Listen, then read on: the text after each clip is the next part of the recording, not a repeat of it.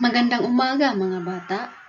Ngayon, bago tayo magsimula sa ating talakayan, ay manalangin muna tayo.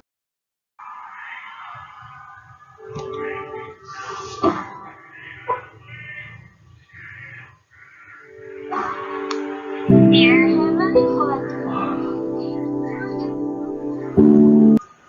Dear Heavenly Father, thank you for giving us healthy body and sound mind. We thank you for another opportunity to learn. Bless us with wisdom to understand our lessons and the joy to learn with our classmates. Bless also our teachers as they impart to us the value of learning. Keep us safe in your love and kindness. This we ask in the mighty and sweet name of our Lord and Savior, Jesus Christ. Amen.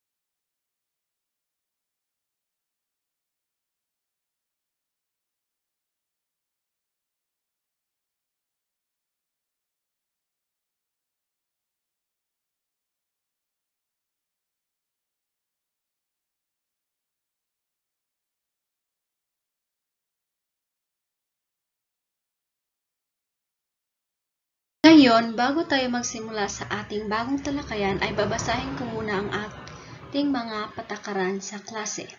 Una, huwag buksan ang mic kapag hindi naman kinakailangan. Pangalawa, makinig na mabuti sa talakayan ng aralin. Pangatlo, i-unmute lamang ang inyong mic at gamitin ang chat box kapag may gustong sabihin. At ang pang-apat naman ay magbigay galang sa inyong guro at sa kapwa mag-aaral. Naintindihan ba ang ating mga patakaran sa klase mga bata?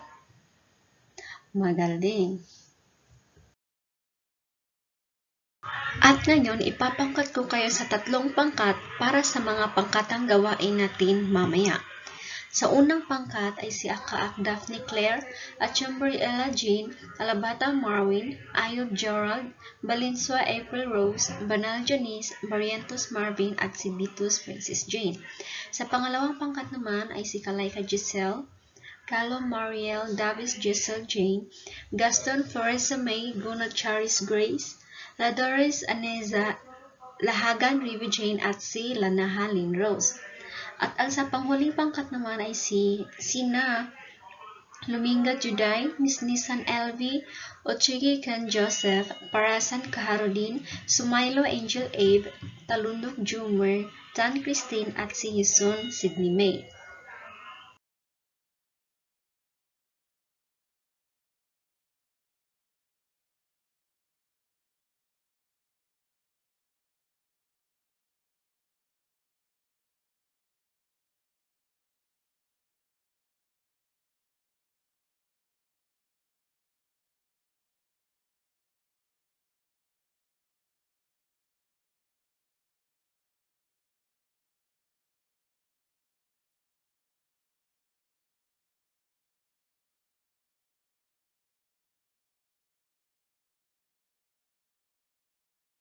Ngayon ay may ipapakita ako sa inyong mga larawan at ang gagawin nyo lang ay sabihin kung ano ang inyong nakikita sa larawan. At ang mga larawan na ito ay gabay para sa ating talakayan sa araw na ito.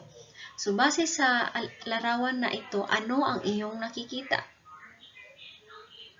Yes, princess? Tama. Ito ay pagtulong sa matatanda. Pangalawang larawan.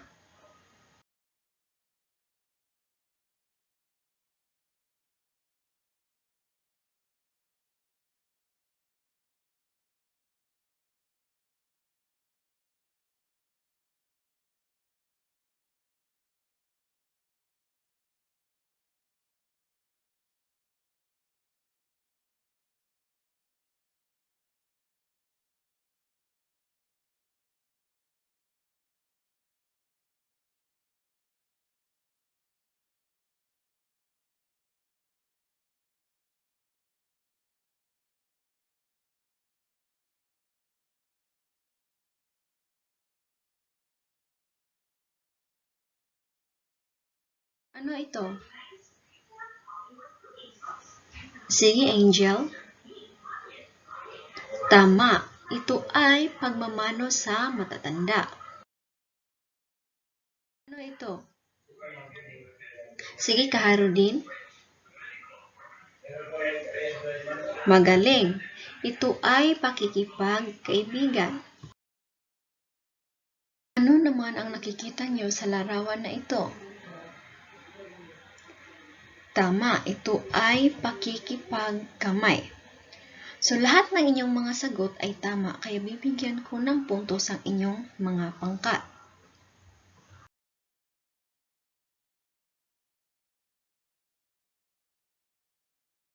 Base sa mga larawan na inyong nakikita, ano sa tingin niyo ang ating tatalakayin sa araw na ito?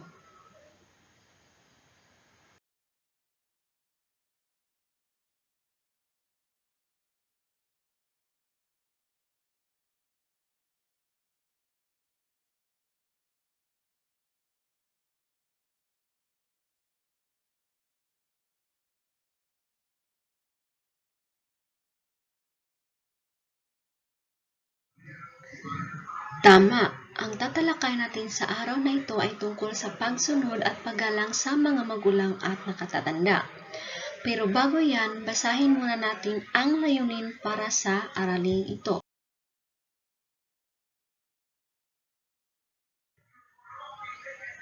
Layunin, una, nakakapagmungkahi ng iba't ibang paraan ng pagpapakita ng paggalang sa mga magulang at nakatatanda at naipapaliwanag ang kahalagahan ng paggalang sa mga magulang at nakatatanda. Sa tingin nyo, kaya ba nating abutin ang ating layunin para sa araw na ito, mga bata? Magaling! Maaabot natin ang ating layunin sa araw na ito kapag lahat kayo ay makikinig at makikipag-partisipa sa ating mga pangkat.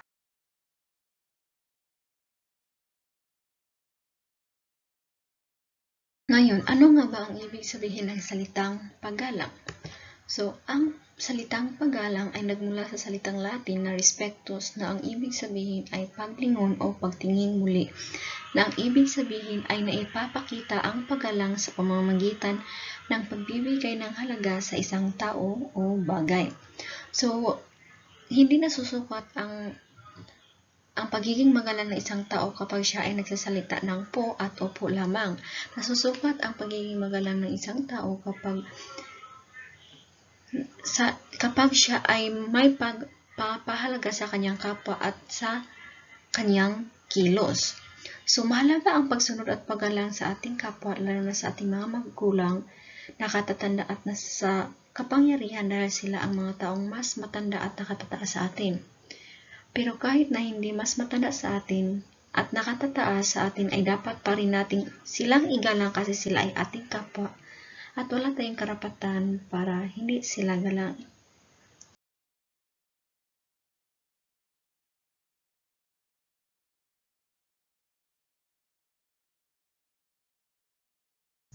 Paano nga ba natin maipapakita ang paggalang at pagsunod sa mga nakatatanda? Una, sila ay arugaan at pagsilbihan ng isinasaalang-alang ang maayos na pakikipag-usap. Sa kanilang edad, marami na sa kanila ang lubhang maramdamin, kung kaya't maging maingat sa mga gagamiting salita at kilos. So, isa sa mga paraan ng pagpapakita ng pagpapahalaga sa ating mga magulang at nakatatanda ay ang pag-aaruga natin sa kanila, mga bata. At kapag inaaruga natin sila, dapat ay maging maingat tayo sa ating mga kilos at sa ating mga salita dahil alam naman natin na may kaedaran na ang ating mga magulang, lalo na ang ating mga lolo't lola. Kung kaya't, madamdamin na sila at madali na rin silang masaktan.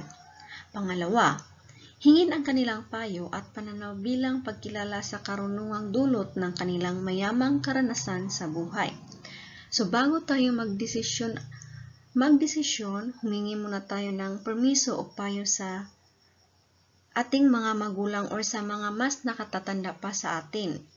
Dahil higit na mas marami silang alam at karanasan sa buhay kumpara sa atin na kamumulat pa lang dito sa mundo.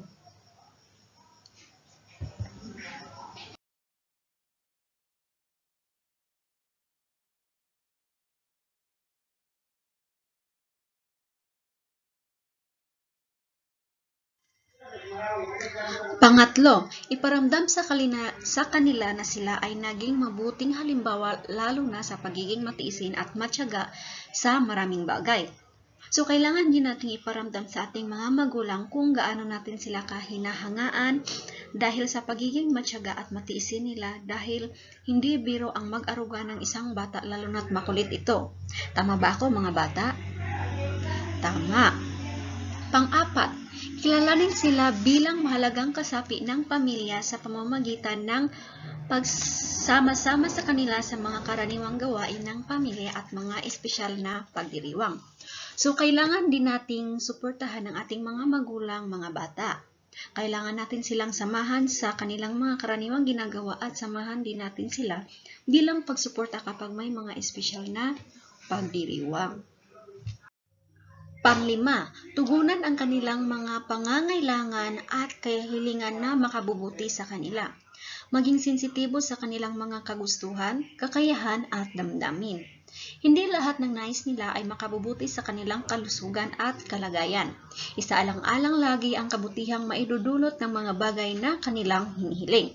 So kapag tayo ay nag-aalaga sa ating mga magulang, mga bata o mas nakatatanda sa atin, kailangan nating ibigay sa kanila ang kanilang mga pangangailangan, subalit kailangan nating maging maingat sa kanilang kagustuhan kung makabubuti ba ito sa kanilang kalusugan o hindi. So, ito ang 5 mga paraan ng paggalang o pagsunod ng ating mga magulang o nakatatanda. So, alam ko mga bata na mahirap para sa inyo ang pagsunod sa mga ito dahil iba-iba ang ugali o karakter ninyo. Ang iba ay sumusunod dahil alam nilang tama ito.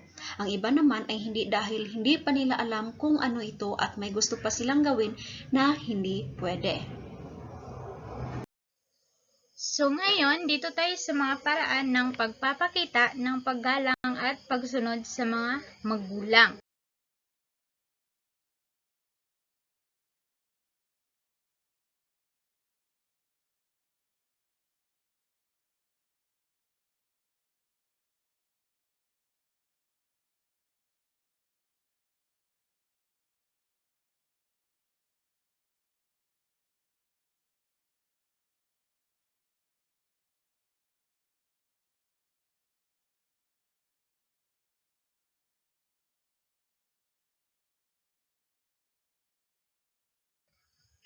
Una, pagkilala sa mga hangganan o limitasyon. Halimbawa, bago ka pumasok sa kwarto ng mga magulang mo, kumatok ka muna sa pinto upang magbigay paggalang at pagrespeto sa doon sa nasa loob. So, kung ikaw ay may gustong sabihin o may gustong gawin, dapat kung papasok ka man sa kwarto ng magulang mo o ng mga kapatid mo ay dapat kang kumatok muna bago pumasok upang makapagbigay galang ka upang malaman nila na ikaw ay papasok o may gustong sasabihin sa kanila. So, kayo ba ay kumakatok? Kapag gustong pumasok sa kwarto ng mga magulang ninyo o kapatid? Magaling kung kayo ay kumakatok o nagbigay alam kapag gustong pumasok sa isang kwarto ng inyong mga magulang o mga kapatid. Pangalawa, paggalang sa kanilang mga kagamitan. Halimbawa, yung mga gamit sa bahay na ipinundar nila simula nang sumweldo sila sa una nilang trabaho. So, sa isang tahanan ay may mga iba't ibang kagamitan. At lahat doon ay may mga may-ari. So, kung ang isang gamit ay hindi sa iyo, ay huwag mo iyon gagamitin o huwag mo iyon alipustain dahil ang mga gamit na iyon ay ipinundar sa mga magulang ninyo o mga kapatid. Kung gusto nyo man iyon hiramin, ay dapat kayong humingi ng pahintulot na pwede nyo ba iyong gamitin. So, kayo ba ay gumagalang sa kagamitan ng inyong tahanan? Magaling kung kayo ay gumagalang. So, dapat talaga na humingi ng pahintulot kapag gustong gamitin ang isang gamit na hindi sa inyo. Pangatlo, pagtupad sa itinakdang oras ng mga magulang. Halimbawa, umuwi ng maaga at di kung saan-saan pupunta ng walang paalam. So, kapag wala na kayong gagawin, ay dapat kayo ay uuwi na sa inyong bahay galing sa paaralan. Kung di, dapat na saan-saan pupunta. O di kaya kung kayo ay gusto na may gagawin iba, dapat kayo ay hihingi ng pahintulot upang makapagbigay alam na kung saan kayo pumupunta. So, kayo ba ay nagpapatupad ng oras sa inyong mga magulang kung kayo ay gustong umalis o may gustong gawin? Magaling kung kayo ay nagpapatupad ng oras. So, dapat talaga na ipatupad ang nakatakdang oras at dapat na malaman kung ano ang limitasyon sa pag-alis at pagpapaalam. Pang-apat, pagiging maaalalahanin sa mga magulang. Halimbawa, kapag wedding anniversary nilang mag-asawa. So, ikaw na bilang miyembro ng isang pamilya, kung sila man ay nakalimot sa kanilang wedding anniversary, kung ang inyong magulang ay nakalimot sa kanilang wedding anniversary, ay dapat ninyong ipagbigay alam sa kanila na, "Ma, wedding anniversary ninyo ngayon." Hindi sa kayo mismo ay hindi makikialam. So, dapat kayo yung nangunguna upang makapag-celebrar yung mga magulang ninyo o mga kapatid sa kanilang kaarawan. So, dapat ikaw mismo na bilang isang miyembro ng pamilya ay mangunguna sa maalalahanin na pagiging anak. So, kayo ba ay maalalahanin na anak? Magaling kung ganun. So, dapat talaga na magiging maalalahanin na anak sa mga magulang. So, pang-5, pagiging mapagmalasakit at mapagmahal. Halimbawa, kapag pinagsabihan ka sa mga magulang mong hindi ito dapat gawin, ay huwag dapat ilagay sa isip at puso na ang kanilang sinabi ay hindi tama, kundi laging isaisip na ang laging sinasabi ng mga magulang iyon ay ang mga tama at mga wastong gawin na dapat sundin bilang isang anak. So, kayo ba ay may pagiging mapagmalasakit at mapagmahal sa inyong mga magulang? Magaling kung ganon. So, kung gayon ay kayo ang mga masusunuring anak. So, naintindihan nyo ba ang mga paraan ng paggalang ng mga magulang o sa mga nakakatanda? Magaling kung naintindihan. So, ngayon, may pangkatang gawain tayo na sa araw na ito. Ang gagawin nyo ngunit bago yung gawain ay basahin muna natin ang rubrics na magiging gabay sa inyong aktibidad. Paglalahad ay may 15 puntos, kooperasyon may 10 puntos, time-bound may 5 puntos na ang kabuuan ay 30 puntos. So, ang gagawin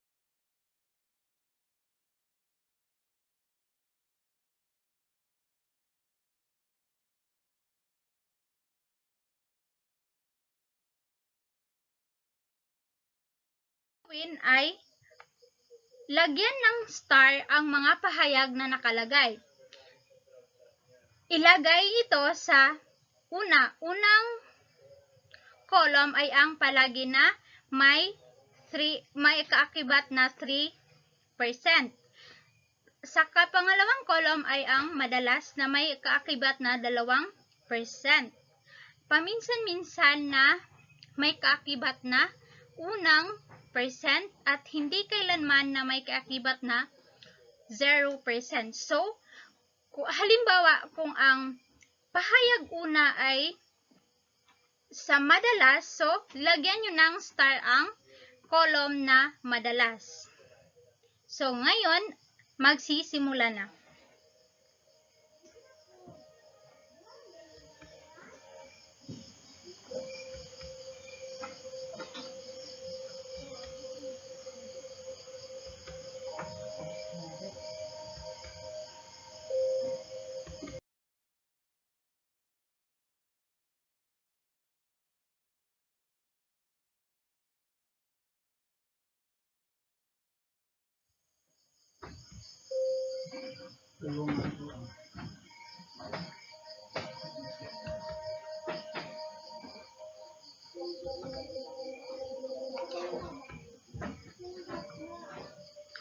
So, tapos na ba kayo mga bata? Magaling, at dahil dyan, titingnan natin ang inyong aktibidad na ginawa. So, sa inyong aktibidad na ginawa ay parehong mga may tamang sagot. So, ang inyong mga pangkat ay may tig-30 puntos na makukuha. So, gusto niyo pa ba ng isa pang aktibidad mga bata? Magaling. At dahil dyan, may rubrics pa rin tayong susundin. So, tamang sagot may 15 puntos, kooperasyon may 10 puntos, time-bound may 5 puntos, at ang kabuuan ay 30 puntos. So, ang gagawin nyo ay sagutan ang mga tanong na kung saan walang mali at walang tama kung ang opinyon ay nanggaling sa puso at isip. So, sasagutan nyo lamang ang 4 na tanong at ipasa sa harapan. So, naintindihan ba mga bata? Magaling, at magsisimula na kayo.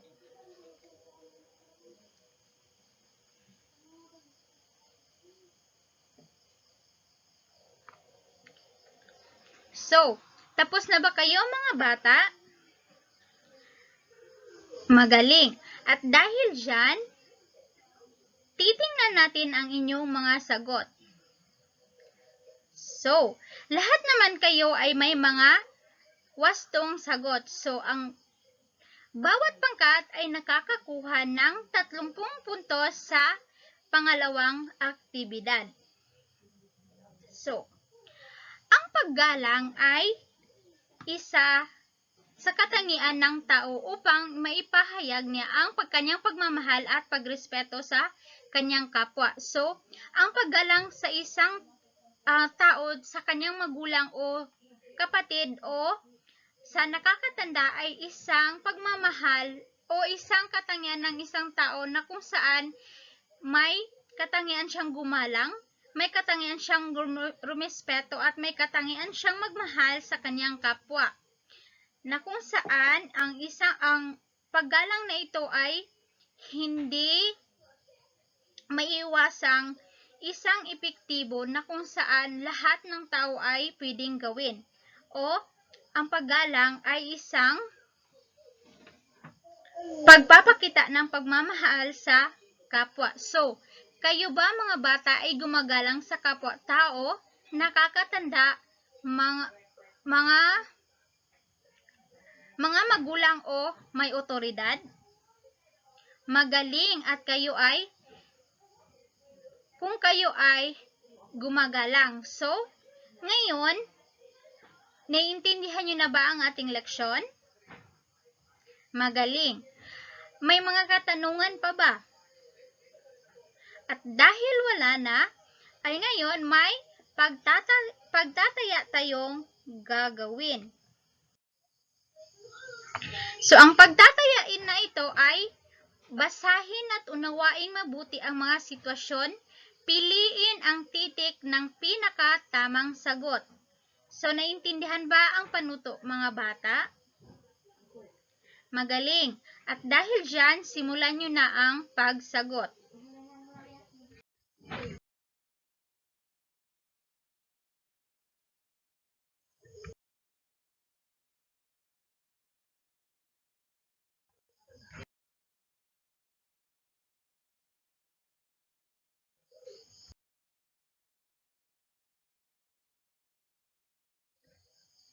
So, tapos na ba kayo mga bata?